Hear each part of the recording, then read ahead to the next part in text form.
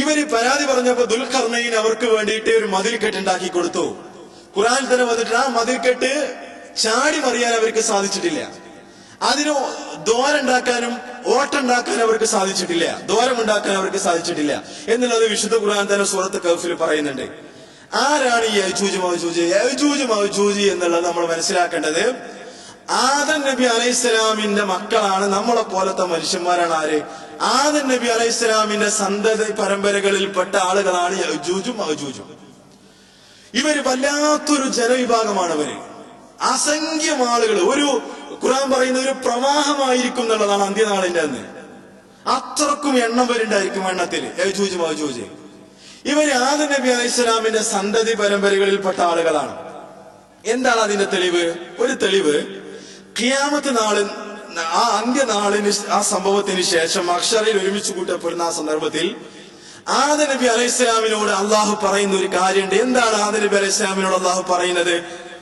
അൻ തഖ്റുജ മിൻ ദുർരിയതിക ബഅസൻ ഇലന്നാരി. ആദം നബി അലൈഹിസ്സലാമിനോട് പറയും, നിന്റെ സന്തതികളിൽ നിന്നും നരകത്തിലേക്കുള്ള സംഘത്തെ നീ അയക്കണം. ആരോട് പറഞ്ഞു? ആദം നബി അലൈഹിസ്സലാമിനോട് അള്ളാഹു പറയുന്നു, ഖിയാമത്ത് നാളിൽ നടക്കുന്ന ഒരു സംഭവം, നിന്റെ സന്തതി പരമ്പരകളിൽ നിന്നും നരകത്തിലേക്കുള്ള ഒരു സംഘത്തെ നീ അയക്കണം. ആദം നബി അലൈഹിസ്സലാം അള്ളാഹുവിനോട് ചോദിക്കുന്നു, എന്ത് സംഘത്തെയാണ് ഞാൻ നരകത്തിലേക്ക് അയക്കേണ്ടത്? ആരെയാണ് ഞാൻ അയക്കേണ്ടത്? എന്തൊരു സംഘത്തെയാണ് ഞാൻ അയക്കേണ്ടത്? അള്ളാഹു പറയുന്നത്, ആദം നബി അലൈഹിസ്സലാമിനോട് അള്ളാഹു പറയുന്നു, മിൻ കുല്ലി അൽഫിൻ തിസ്ഉമിയത്തിൻ വതിസ്അത്തുൻ വതിസ്ഈന. ഓരോ 1999 ആളുകളെ നരകത്തിലേക്ക് അയക്കണം. 1000 ഉണ്ടെങ്കിൽ അതിൽ 999 ആളുകളെ നരകത്തേക്ക്. എന്നിട്ട് വേറെ ചില കാര്യങ്ങൾ ഹദീസിൽ പറയുന്നുണ്ട്. ഈ ഹദീസിന്റെ അവസാന ഭാഗത്ത് കാണാം, ഇത് കേട്ടപ്പോ ആളുകൾക്കൊക്കെ വല്ലാത്ത പ്രയാസകരമായിട്ട് തോന്നി. അത് വല്ലാത്തൊരു പ്രയാസകരമായിട്ട് അവർക്ക് അനുഭവപ്പെട്ടു. ഹദീസിൽ അത് കാണാം. ഇത് പറഞ്ഞ സമയത്ത് റസൂലുള്ളാഹി സ്വല്ലല്ലാഹു അലൈഹി വസല്ലം സഹാബികളോട് പറഞ്ഞു, നിങ്ങൾ പ്രയാസപ്പെടേണ്ടതില്ല. 999 എന്ന് പറഞ്ഞത്, ആ 999 മിൻ യഅജൂജ് വ മഅജൂജ്. ആ 1999 നരകത്ത് പോകുന്നത് ആരുടെ കൂട്ടത്തിൽ നിന്നായിരിക്കും? അത് യഅജൂജ് മഅജൂജ് വിഭാഗത്തിൽ നിന്നായിരിക്കും 999 നരകത്തേക്ക്. വമിൻകും വാഹിദുൻ, നിങ്ങളിൽ നിന്ന് ഒരാളും അങ്ങനെ ആയിരണം. ഇത് വേറെ ഒരുപാട് വിശദീകരണങ്ങളുണ്ട്, അത് പിന്നെ നമുക്ക് വിശദീകരിക്കാം. അപ്പോ 999 നരകത്തേക്ക്. അത് ആരുടെ കൂട്ടത്തിൽ നിന്നാണ്? 1999. അത് യഅജൂജ് മഅജൂജ് വിഭാഗത്തിൽ നിന്നാണ്. ഈ ഹദീസിന്റെ വിശദീകരണത്തിൽ പണ്ഡിതന്മാർ പറഞ്ഞു, യഅജൂജും മഅജൂജും ആദം നബി അലൈഹിസ്സലാമിന്റെ സന്തതി പരമ്പരകളിൽപ്പെട്ട ആളുകളാണ്. ഫത്ഹുൽ ബാരിയിൽ ഇബ്നു ഹജർ അസ്കലാനി പറഞ്ഞു, നൂഹ് നബി അലൈഹിസ്സലാമിന്റെ 3 മക്കളുണ്ട്. ആ 3 മക്കളിൽപ്പെട്ട ഒരാളാണ് യാഫേസ്. യാഫേസിന്റെ സന്തതി പരമ്പരകളിൽപ്പെട്ട 2 പരമ്പരകളിൽപ്പെട്ട 2 ഗോത്രങ്ങളാണ്, ഗോത്രത്തിലെ ആളുകളാണ് ആര്? യഅജൂജും മഅജൂജും എന്നുള്ളത് ഈ ഹദീസിന്റെ വ്യാഖ്യാനത്തില് ഫത്ഹുൽ ബാരിയിൽ ഇബ്നു ഹജർ അസ്കലാനി വിശദീകരിച്ചതായിട്ട് നമുക്ക് കാണാം. എന്താണെങ്കിലും ഇവിടെ നമ്മൾ മനസ്സിലാക്കേണ്ടത്, ഇനി എന്നാണ് ഈ യഅജൂജ് മഅജൂജ് പുറത്തു വരുന്നത്? അത് ഹദീസിൽ കാണാം. നേരത്തെ ആയത്ത് ഉദ്ധരിച്ചപ്പോ നമ്മൾ പറഞ്ഞല്ലോ, അള്ളാഹു ഒരു സമയം വെച്ചിട്ടുണ്ട്. ആ സമയം വരെ ആ മതിൽക്കെട്ട് തകർക്കാനോ അതല്ലെങ്കിൽ ആ മതിൽ കയറി മറിയാനോ അതിന് ദ്വാരമുണ്ടാക്കാനോ യഅജൂജ് മഅജൂജിന് പറ്റൂല. അവരിപ്പോൾ ഉണ്ട്, അവർ ആ മതിലിന്റെ അപ്പുറത്താണ്. ഒരു നിശ്ചിത സമയം വരെ അള്ളാഹു അവരെ തടഞ്ഞു വെച്ചിട്ടുണ്ട് എന്നർത്ഥം. എന്നിട്ട് ഹദീസിൽ കാണാം, ഇമാം മുസ്ലിമു അതേപോലെ തന്നെ തുർമുദി ഇങ്ങനെയുള്ള ഹദീസിന്റെ ഗ്രന്ഥ അഹ്മദ് ഒക്കെ ഉദ്ധരിച്ചിട്ടുള്ള ഹദീസിൽ കാണാം, പ്രവാചക തിരുമേനി സല്ലല്ലാഹു അലൈഹി വസല്ലം പഠിപ്പിച്ചു. അതേപോലെ തന്നെ അതിന് മുമ്പ് ബുഖാരി ഉദ്ധരിച്ച ഹദീസിൽ റസൂലുള്ളാഹി സ്വല്ലല്ലാഹു അലൈഹി വസല്ലം പറഞ്ഞു, ഒരു ദോഷം വരാനായിരിക്കുന്നു അറബികൾക്ക്. അപ്പോ ഈ ഹദീസ് ഉദ്ധരിക്കപ്പെടുന്നത് സൈനബ റളിയല്ലാഹു തആല അൻഹയിൽ നിന്നാണ്. പ്രവാചകൻ പരിഭ്രാന്തനായിക്കൊണ്ട് പറഞ്ഞു, വൈലുൽ ലിൽ അറബി, അറബികൾക്ക് നാശം സംഭവിക്കാറായിരിക്കുന്നു എന്നുള്ള പ്രവാചകൻ പറഞ്ഞു. എന്താണ് അതിന്റെ കാരണം? ഫുതിഹൽ യൗമ മിൻ റദ്മി യഅജൂജ് വ മഅജൂജ്. യഅജൂജ് മഅജൂജിന്റെയും ആ കെട്ടുണ്ടല്ല, ആ മതിൽക്കെട്ട്, അതിന് ഇത്ര കണ്ട് ദ്വാരം ഉണ്ടാക്കിയിരിക്കുന്നു. അപ്പൊ അതിന് ദ്വാരം ഉണ്ടാക്കിയിട്ടുണ്ട് ആ മതിൽക്കെട്ടിന്. ആ മതിൽക്കെട്ട് എവിടെയാണ്? അത് കാണാൻ പറ്റുമോ? അതൊക്കെ വേറെ നമ്മൾ പഠിക്കണം. നിങ്ങളത് പഠിക്കുക എന്നുള്ളതാണ് എനിക്ക് ഈ സമയത്ത് സൂചിപ്പിക്കാനുള്ളത്. അതിന്റെ വിശദീകരണത്തിലേക്ക് പോകുമ്പോ സമയം കൂടും. റസൂലുള്ളാഹി സ്വല്ലല്ലാഹു അലൈഹി വസല്ലം കൈകൊണ്ട് ഇങ്ങനെ കാണിച്ചു കൊടുത്തു എന്നുള്ളതാണ്. തള്ളവിരലും ചൂണ്ടുവിരലും ഇങ്ങനെ വെച്ചിട്ട് ഇത്രക്ക് അതിന് ദ്വാരം ഉണ്ടാക്കിയിട്ടുണ്ട് എന്നുള്ളതാണ്. എന്തിന്? ആ മതിൽക്കെട്ടിന്, ദുൽഖർണയിൽ കെട്ടിയ ആ മതിൽക്കെട്ടിന് ഇത്രക്ക് ദൂരം ഉണ്ടാക്കിയിട്ടുണ്ട്. പിന്നെ എന്തുകൊണ്ട് അവർക്കത് തുറക്കാൻ സാധിക്കണില്ല? അത് ഇമാം അഹമ്മദ് ഉദ്ധരിച്ച ഹദീസിലും തുർമുദി ഉദ്ധരിച്ച ഹദീസിലും റസൂലുള്ളാഹി സ്വല്ലല്ലാഹു അലൈഹി വസല്ലം പറഞ്ഞു, യഅജൂജ് മഅജൂജ് എന്ത് ചെയ്യുന്നുണ്ട്? എല്ലാ ദിവസവും ഈ മതിൽക്കെട്ട് വരും വന്നിട്ട് തുറക്കുന്നുണ്ട്. എല്ലാ ദിവസവും ഈ മതിൽ വരും വന്നിട്ട് തുറക്കും. അങ്ങനെ വൈകുന്നേരം ആ സമയമാകുന്ന സമയത്ത്, സൂര്യന്റെ രശ്മികൾ കാണുന്ന സമയത്ത് യഅജൂജ് മഅജൂജിന്റെ നേതാവ് പറയും, ഇർജിയു, നിങ്ങൾ എല്ലാവരും തിരിച്ചു പോവുക, ഫസതഹ്ഫിറുനഹു വദാ, ഇനി നമുക്ക് ബാക്കി നാളെ തുറക്കാം. ഇത് അള്ളാന്റെ ഒരു സംവിധാനമാണ് കേട്ടോ. രാത്രി അവരെ തുറക്കാൻ സമ്മതിക്കൂല. വൈകുന്നേരമാകുന്ന ആ സമയത്ത് ആ യഅജൂജ് മഅജൂജിന്റെ നേതാവ് അവർ അനുയായികളോട് പറയുന്നു, ഇനി നമുക്ക് ബാക്കി തുറക്കാം എന്ന് പറഞ്ഞിട്ട് അവർ തിരിച്ചു പോകും. അങ്ങനെ പിറ്റേന്ന് അവർ വരും.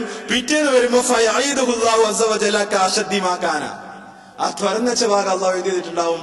അതിനേക്കാൾ ശക്തിയായിട്ട് ഭദ്രമായിട്ട് അടച്ചു വെച്ചിട്ടുണ്ടാവും.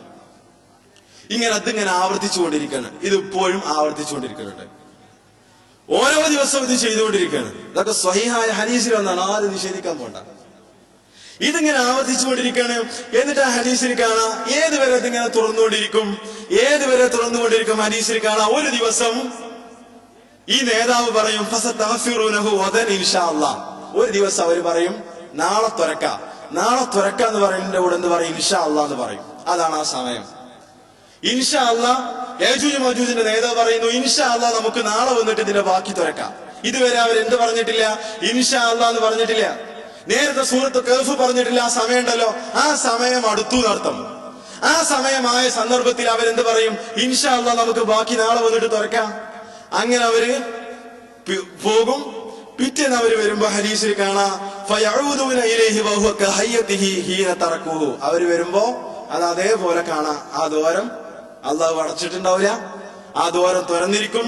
ഫയഹ്ഫിറൂനഹു, അവരതിനെ തുറക്കും. വയഖ്റുജൂന അലന്നാസി, അവർ ജനങ്ങളിലേക്ക് ഒന്നായിട്ട് കൂട്ടം കൂട്ടമായിട്ട് അവര് ഓടി വരും ജനങ്ങൾക്ക്. ഇതാണ് സൂറത്ത് അംബിയായിൽ അള്ളാഹു പറഞ്ഞത്, ഹത്താ ഇദാ ഫുതിഹത് യഅജൂജു വമഅജൂജു വഹും മിൻ കുല്ലി ഹദബിൻ യൻസിലൂൻ, യഅജൂജും മഅജൂജും തുറന്നു വിടപ്പെടുന്ന ആ ദിവസം ഉണ്ടല്ലോ, വഹും മിൻ കുല്ലി ഹദബിൻ യൻസിലൂൻ, എല്ലാ കുന്നിൻ മുകളിൽ കൂടിയും ഒരു കൂട്ടമായ പ്രവാഹമായിരിക്കും അന്ന് സംഭവിക്കുക. ഇത് സൂറത്ത് അംബിയായില് കാണാം. ഇതാണ് സൂറത്ത് അംബിയായില് വന്നത്. ഇതാണ് സൂറത്ത് കഹ്ഫിൽ വന്നത്. അങ്ങനെ അവർ തുറന്നിട്ട് യഅജൂജ് മഅജൂജും കൂട്ടത്തോടു കൂടി പുറത്തു വരും. ഈ സമയത്ത് ആരുണ്ടാകും? ഈസാ നബി അലൈഹിസ്സലാം അവിടെ ഉണ്ടാകും. ഈ സമയത്ത് ഈസാ നബി അലൈഹിസ്സലാം മുസ്ലിങ്ങൾക്ക് നേതൃത്വം വഹിച്ചുകൊണ്ട് അവിടെ ഉണ്ടാകും.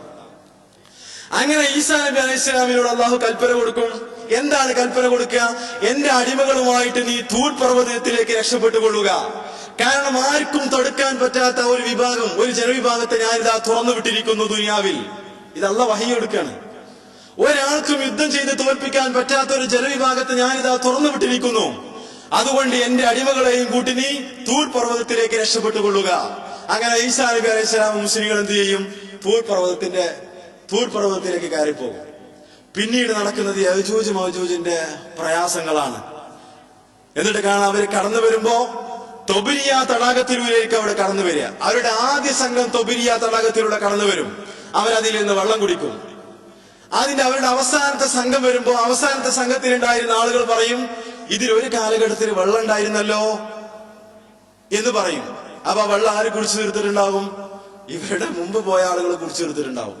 ആ വെള്ളം അവർ വറ്റിച്ച് തീർത്തിട്ടുണ്ടാവും. ഇതൊക്കെ ഹദീസിൽ, സ്വഹീഹായ ഹദീസിൽ വന്നതാട്ടോ. ഇമാം മുസ്ലിം ഉദ്ധരിച്ച ഹദീസിൽ ഇത് കാണാം.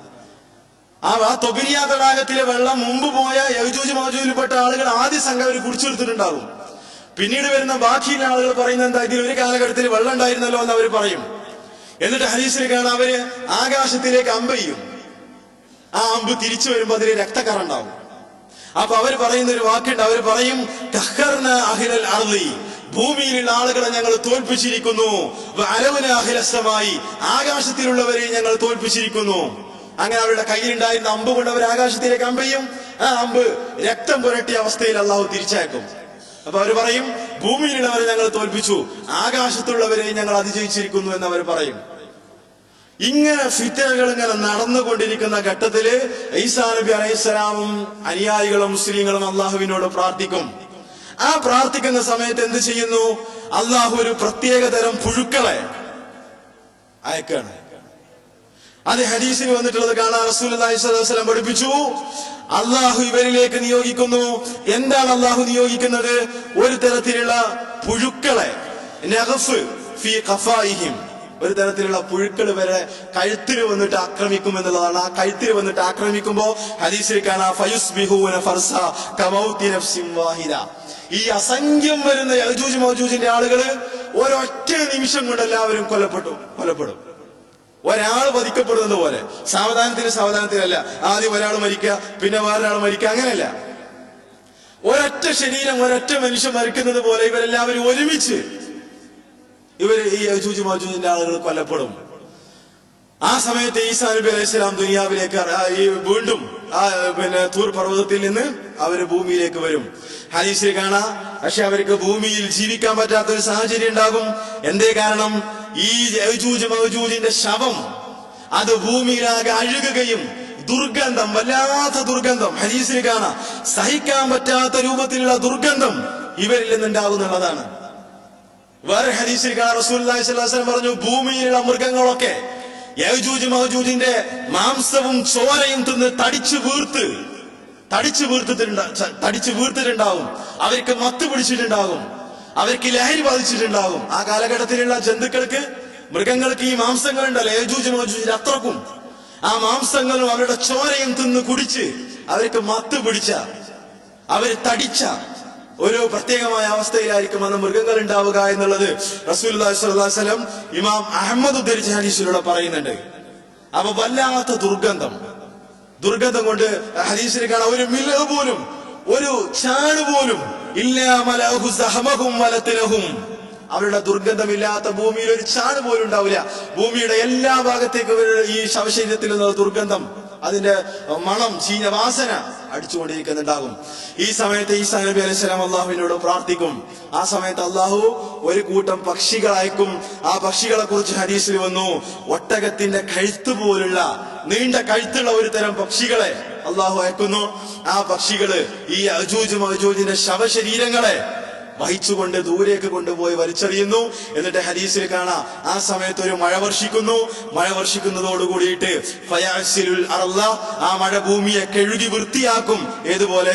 ഹത്താ യത്റുകഹാ കസ്സലഖ, ഒരു കണ്ണാടി തിളങ്ങുന്നത് പോലെ ആ മഴ വർഷിക്കുന്നതോടുകൂടിയിട്ട് ഭൂമി തിളങ്ങും. ഒരഴുക്കുമില്ലാത്ത വിധം ഭൂമി അതിന്റെ പഴയ രൂപത്തിലേക്ക് തിരിച്ചു വരും എന്നുള്ളത് റസൂലുള്ളാഹി സ്വല്ലല്ലാഹു അലൈഹി വസല്ലം പഠിപ്പിക്കുകയാണ്. ഇതാണ് യഥാർത്ഥത്തില് യജൂജ് മഅജൂജിന്റെ സംഭവം. അപ്പൊ ഇവർ പുറപ്പെടുന്നത് അന്ത്യനാളിന്റെ തൊട്ട് മുമ്പാണ്. ആ സമയത്ത് ആരുണ്ടാകും? ഈസാ നബി അലൈഹിസ്സലാം അവിടെ ഉണ്ടാകും എന്നുള്ളതാണ്.